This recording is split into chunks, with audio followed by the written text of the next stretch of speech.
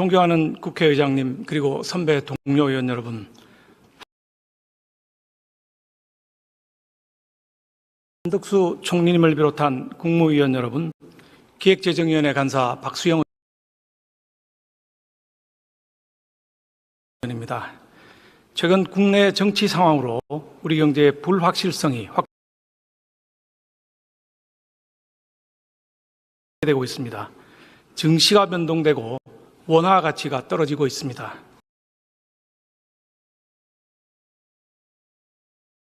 아직까지 수출이 버티고 있기는 하지만 보호무역주의를 앞세운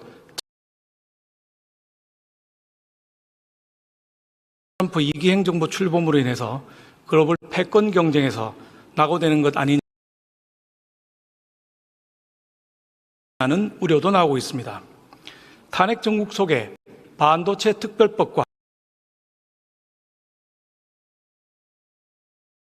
인공지능 기본법 등 우리 경제의 근간이 될 산업을 육성하는 법안들이 멈춰섰고, 연말 특수를 기다리던 소상공인, 자영업자는 넋을 잃었습니다. 우리 경제에 대한 불안감이 더 확산되지 않고 기업이 안정적으로 투자와 경영 그리고 일자리 창출에 매진할 수 있도록 과감하고 신속한 대응책 마련이 필요한 때입니다. 경제부총리님 나와주십시오.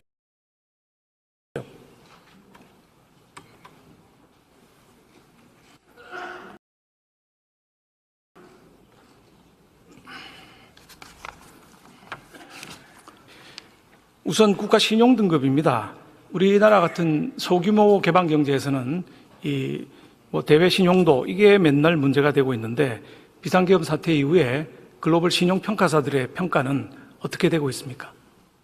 네, 현재까지는 저희 경제 시스템에 대해서 신뢰를 보내주고 있습니다. 그래서 어제 그 세 군데 신용평가사랑 긴급 화상 회의를 각각 다 가졌습니다.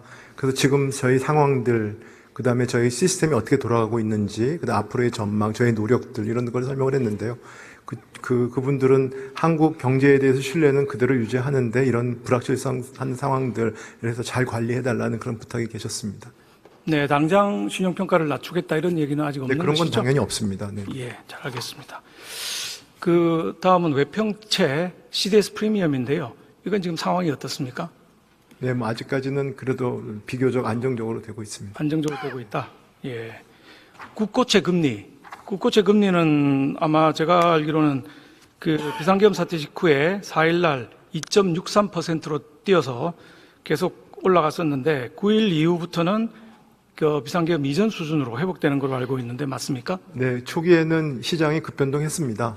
그런데 한국은행하고 그다음에 정부, 금융당국이 저희가 시장 안정 조치한 메시지를 내서 현재는 아직도 좀 불안하지만 그래도 안정적인 수준으로 좀 관리가 되고 있습니다. 네, 수고 많으십니다. 채권 시장에서의 신용 스프레드, 이거는 또 지금 어떻게 되고 있습니까? 안정적인가요? 네, 그것도 마찬가지입니다. 소폭 상승했지만 지금은 좀 다소 안정적인 수준으로 좀 관리가 되고 있습니다. 그 외환 보유고를 제가 보니까 금액은 우리가 세계 9위로 많이 늘었는데 4,154억 불.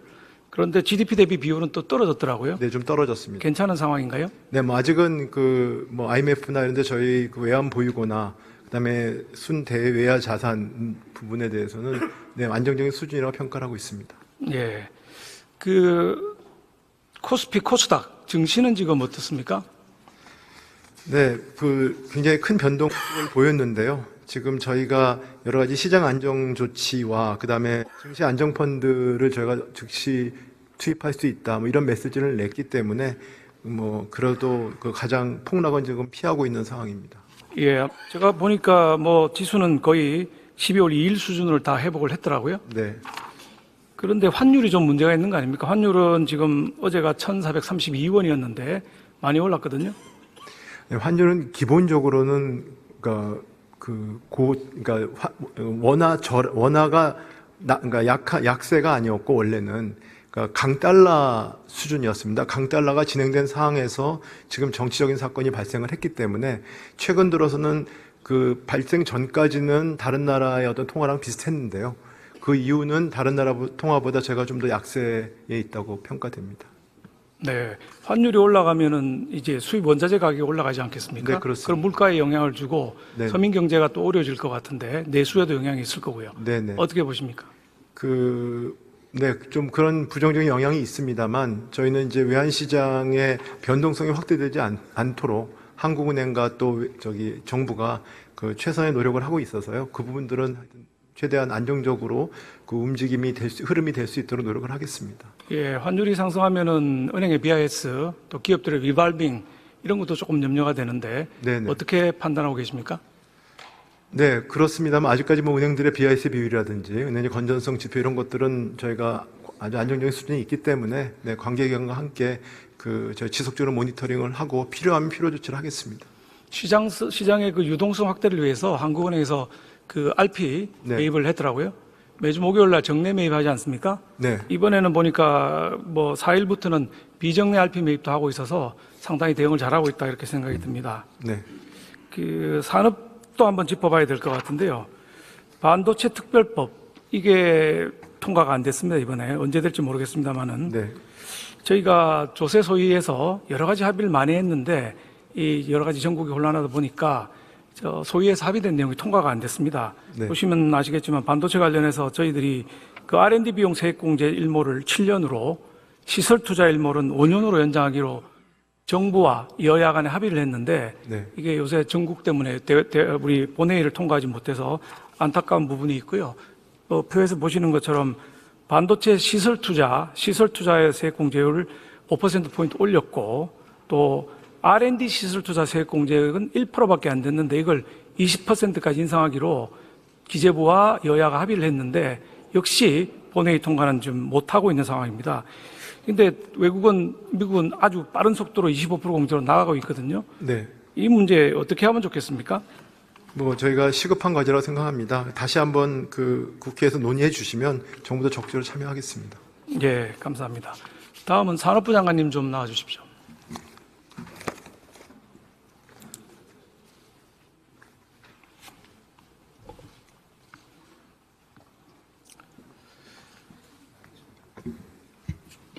네, 장관님, 석유화학 업종 우리 아주 좋은 업종인데 요즘 고전을 면치 못하고 있거든요.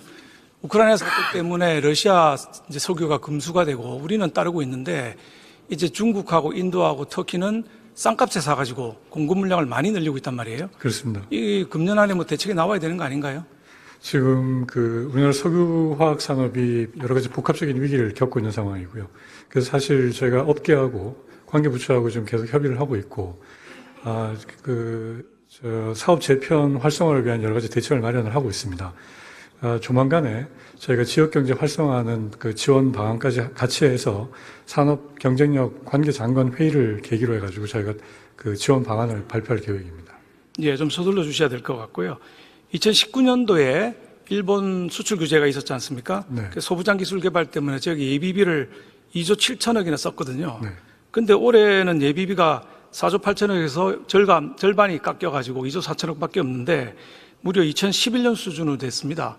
2019년에 쓴 게 2조 7천억을 썼는데 올해 또 비슷한 상황이 생기면 예비비 자체도 모자랄 상황인데 어떤 대응책을 갖고 계십니까? 지금 긴급한 대외 상황 변화로 그 추가 예산이 필요한 경우에는 저희가 예산 당국하고 긴밀하게 협의를 하도록 하겠습니다. 예, 고용부 장관님 좀 나와 주십시오. 김문수 장관님.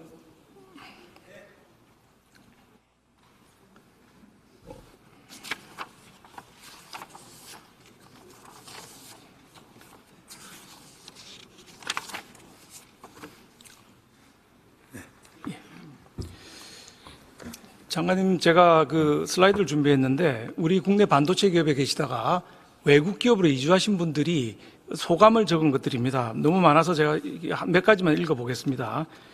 한국에서는 근로시간이 많으면은 경고 메일을 받고 부서장 메시지까지 죄인 취급을 받았는데 미국으로 이주한 이후에는 근로시간 얘기는 없고 성과만 생각하면 되니까 개발에 집중할 수 있다. 이런 얘기를 전해왔고요.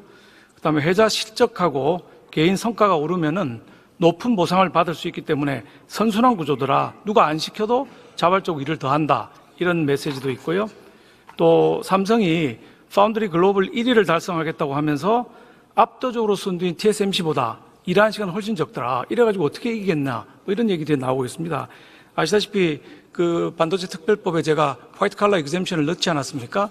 근데 무작정 해주자는 건 아니었거든요. 장관님께서 일정한 제한을 몇 가지 두셨다고 하는데 어떤 거 두셨는지 말씀 좀 해주시죠. 예, 법안상으로 일정 소득의 고소득자에 한해서 또 R&D 인력을 대상으로 해서 당사자 간에 서면 합의가 있는 경우에 한시적으로 10년 이내 기간 동안만 유효한 법으로서 또 이 연장 근로가 될 경우에는 건강보호 조치를 취할 회사 측의 의무를 이렇게 보완을 해서 시행할 수 있다고 생각하고, 이 부분은 법이 될 경우에는 저희 부서에서는 시행령을 보다 더 꼼꼼하게 설계하고 노사 간의 양측의 의견을 더 수렴해서 진행하도록 하겠습니다. 법률이 국회에서 이번에 통과가 안 됐습니다.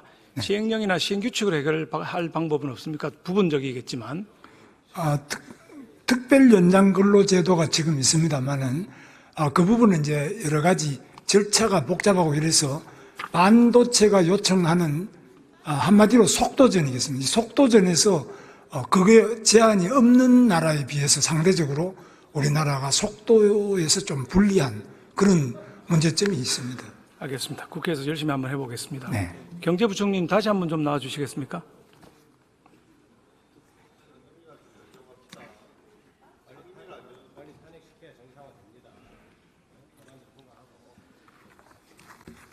부총님, 저 슬라이드 한번 봐주시겠습니까? 1%에게 세금을 99%의 복지를 몇 년 전에 이제 촛불 시위 때 등장한 구호인데 어떻게 생각하십니까?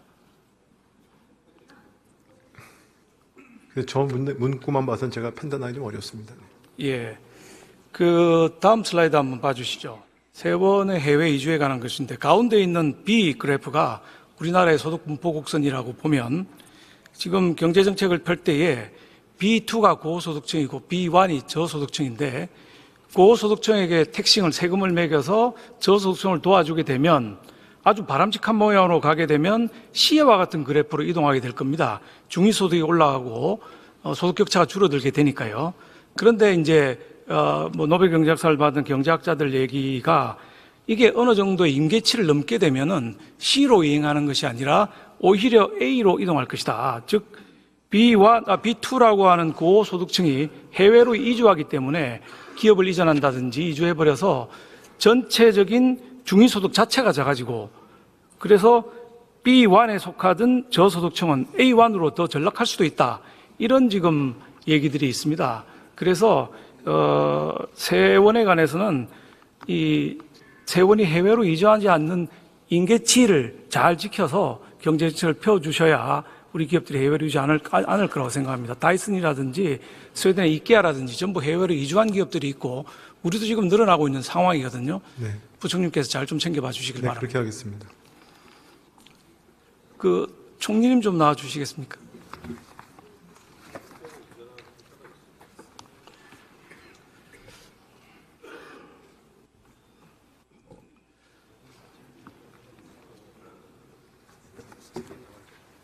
총님, 트럼프 2기에 미국이 보호무역주의, 자국 중심주의로 가고 있지 않습니까?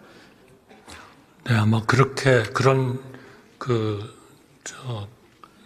이 경향이 굉장히 강해질 것으로 전문가들은 그래서 우리도 치밀한 대응이 필요해 보이는데 지금 뭐 개업이다, 탄핵이다 이런 사태 때문에 제대로 대응을 못하고 있는 거 아닌가 하는 염려가 있습니다. 총리님 어떻게 보고 계십니까?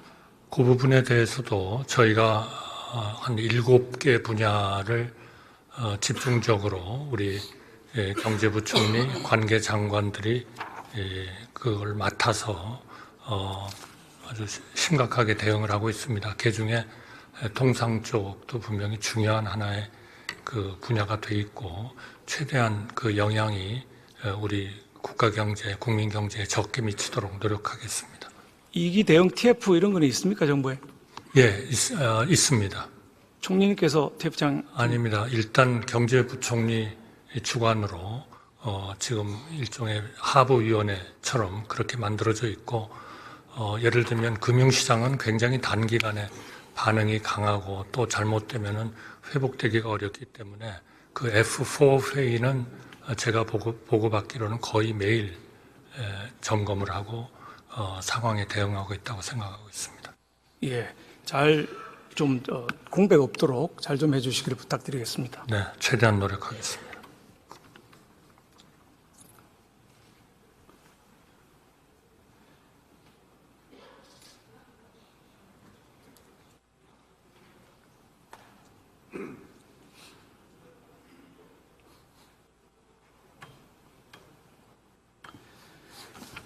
지난 12월 3일 비상계엄 발령으로 인한 국정 공백으로 국민들의 우려가 큽니다. 의원님 여러분께 투트랙으로 가자는 제안을 드립니다.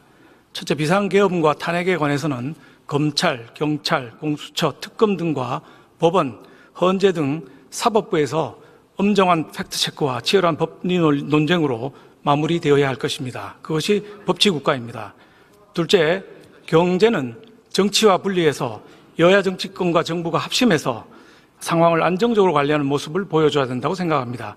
그래야만 해외 투자자들을 포함한 경제 주체들에게 우리 경제가 정상적으로 작동하고 있다는 시그널을 보여줄 수 있기 때문입니다. 총리님과 내각은 이 점을 명심하시고 우리 경제가 흔들리지 않도록 본신의 노력을 해주시기 바랍니다. 우리 정치권도 정치와 경제를 분리해서 대한민국 경제가 회복될 수 있다는 것을 전 세계에 보여주는 노력을